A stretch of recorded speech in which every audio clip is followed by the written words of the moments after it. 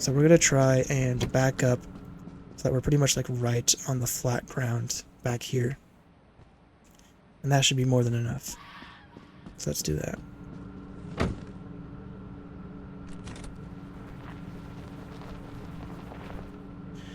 That looks pretty good to me. Whoops, messed it up. Let's just go like that. And we are horizontal, so we have all the flat ground we need.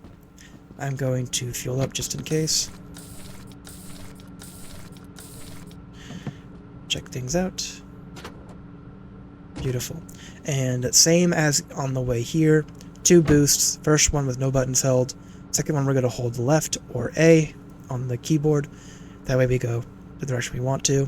And these are also going to be done in quick succession. So let me just jimmy it so I can make sure I have my boost ready. And just like that. If you're wondering how we survived the fall, it's because if you actually land on all 4 wheels, like perfectly on all 4 wheels, you can survive pretty much any fall from any height with the cruiser. I might make a video going more in depth onto that, but it's not as useful as it sounds. It does allow for some insane boosts, but what am I stuck on? Anyways, forget this. That is the boost made. I made it as I was planning to. I don't know what's going on here, but it's something stupid. So that is the jump. Again, you want to kind of line up parallel with the back wall when you're going on the way back. Stay to the right of this platform so that you can easily get to and from. But do as you wish. Anyways, that is Experimentation. Hopefully you've enjoyed.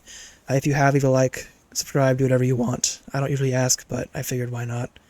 The channel is growing somewhat. I reached 100 subs, and I appreciate all that.